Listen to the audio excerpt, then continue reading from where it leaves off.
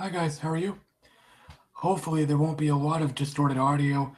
I am trying to reduce this shit. It's annoying. I'm not really sure how to um, take care of it. I looked in the audio settings and I'm not sure if it really helped a lot.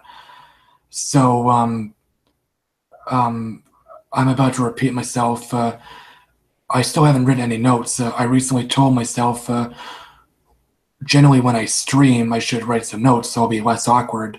But moving on. I love Stranger Things. It's one of the best Netflix shows or TV shows, period, of last year. That show is great. It's Netflix's most popular show. It's a beloved show. You could say it's already a cult classic, and season two is on its way. It will be released on October 27th.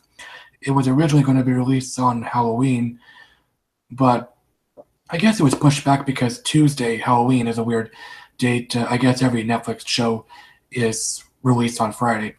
So today I'm going to read 20 hopefully amazing facts about the show. I guess some of them will be shocking, so let's dive in.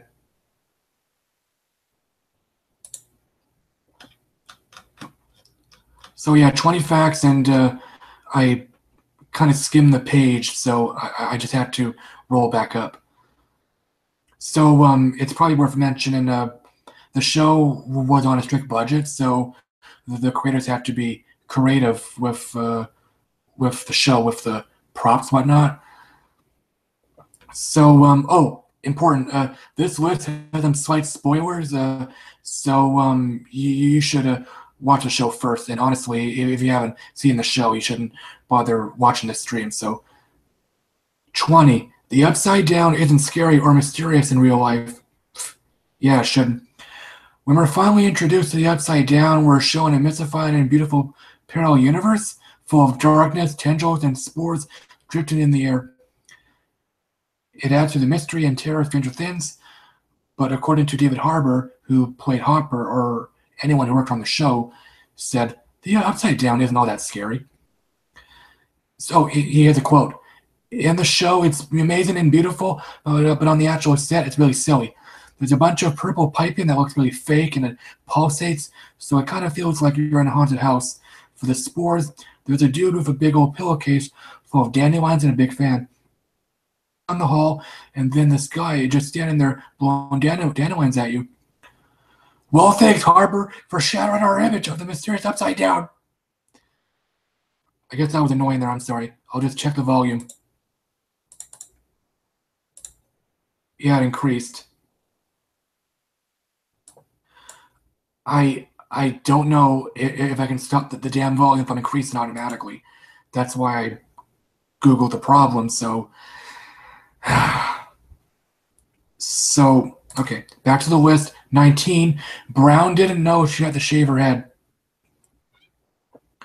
Millie Bobby Brown, I couldn't say her name right, landed the role of 11 while she was living in England, and therefore did much of the audition process virtually. She did her first audition and received a callback, then did a taped audition and had a Skype conversation with Matt and Ross Duffer. It wasn't until she was face-to-face with the Duffers at the final audition that she was told she had to shave her head. Brown recalls the exact moment she learned about the fate of her hair, saying, so I'm standing in the room with them, and Ross Duffer comes over to me, and it's like, just on my head, and I'm like, what does that mean? And Ross said, well, you gotta shave your head. Brown originally seemed okay with it, while her mom kept pleading with her, asking her not to do it. However, Brown eventually became nervous when it came time to actually shave her hair. Her down, the Duffers gave her a split screen of her and Charlie Theron in Mad Max.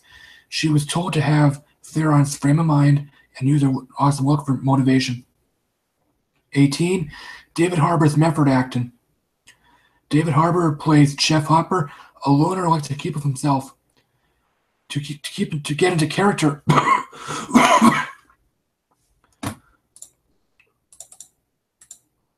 The fucking volume increased again. I guess 76 is fine. So Harbour liked to indulge in some method acting. Therefore, he spent a lot of time sitting alone in his apartment and smoking cigarettes. Also, while they were shooting the first episode, he kept his chair off to the side and separated himself from the children. So yeah, he kept his distance so he can be intimidated as Chief Hopper.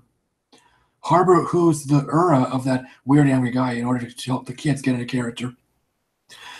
However, his personality towards the kids changed throughout filming, and the distance between them diminished. They are all extremely close now. 17.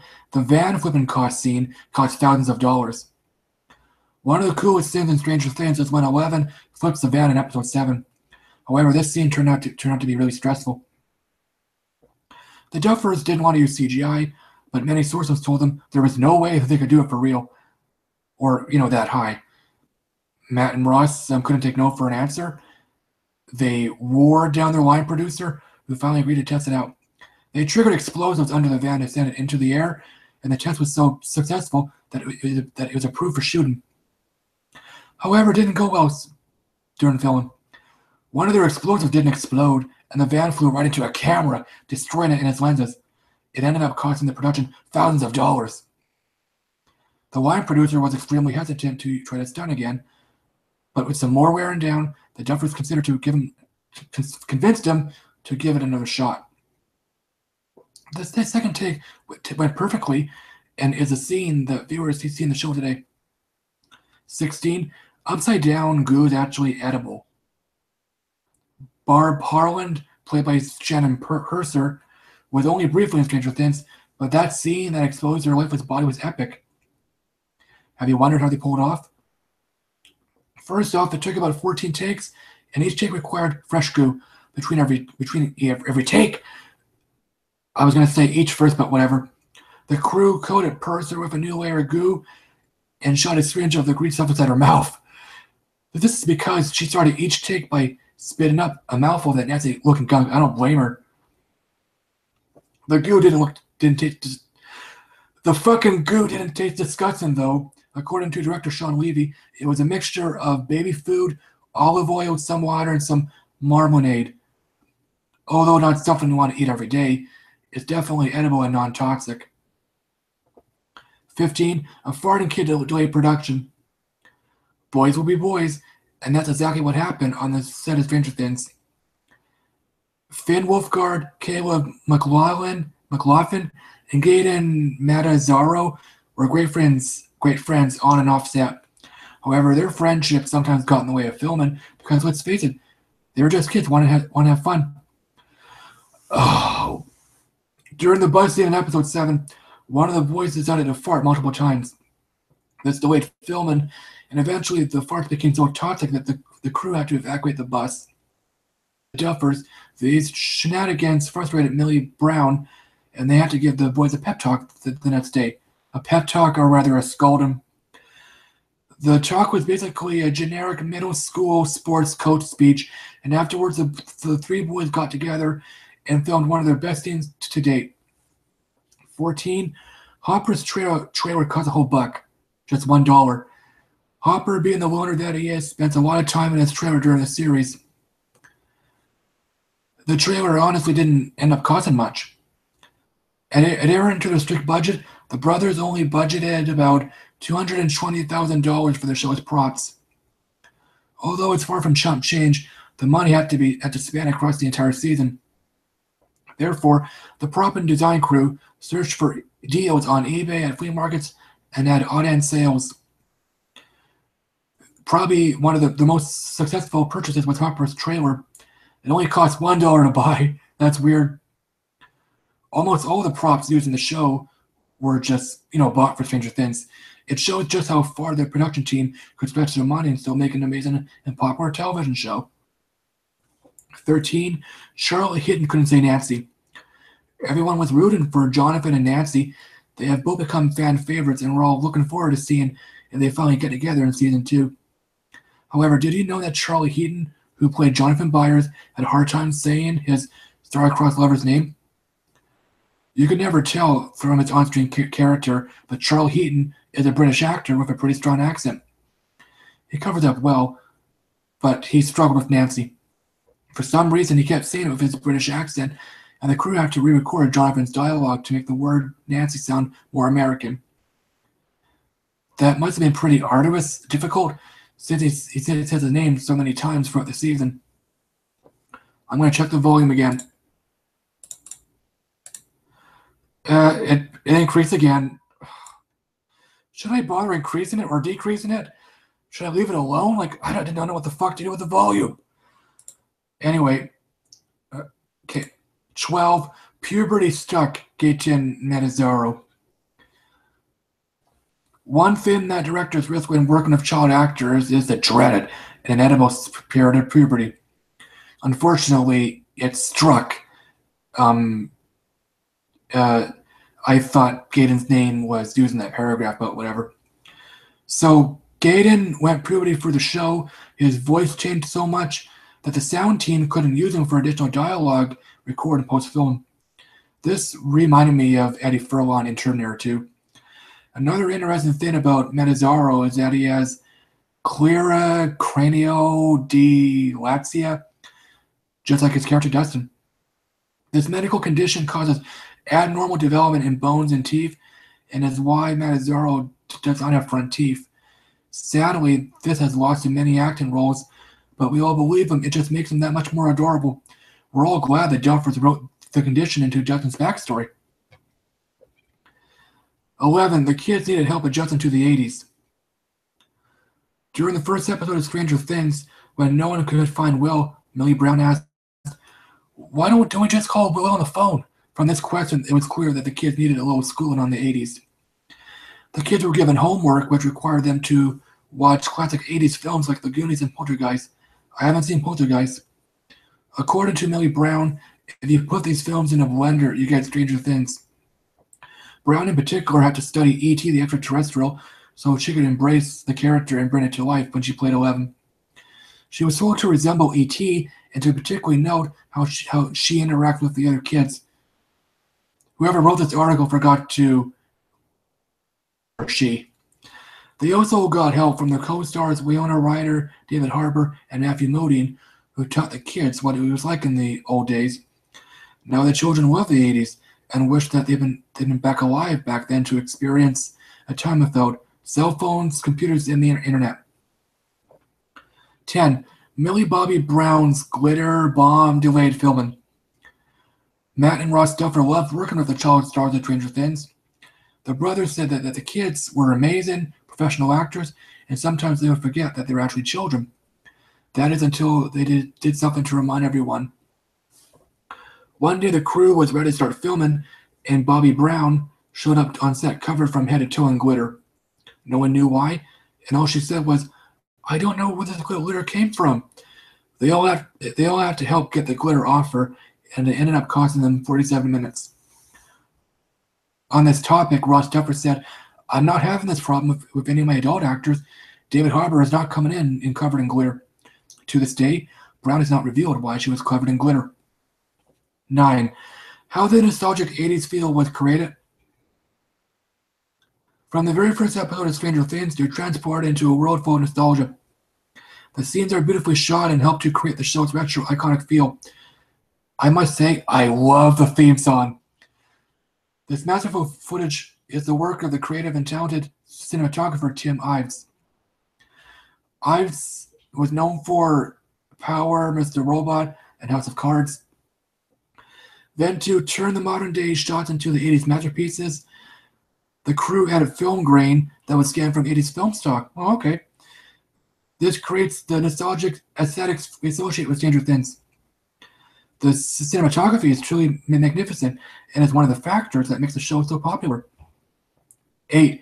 Auditions required readings from Stand By Me. 30 years after the release of Stand By Me, this movie is still heavily promoted through Netflix's hit series Stranger Things. There are many parallels. All right. There are many parallels between Stand By Me and Stranger Things, including the characters and plotline.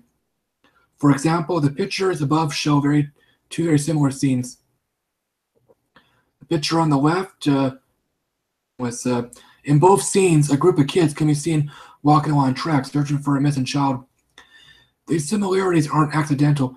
The Duffers drew from Stephen King as inspiration and brought in some of the movie's elements as early as the audition process. Each of the boys auditioned by reading lines and from Stand By Me. The movie was also on the list of 80s films that the actors have to become familiar with.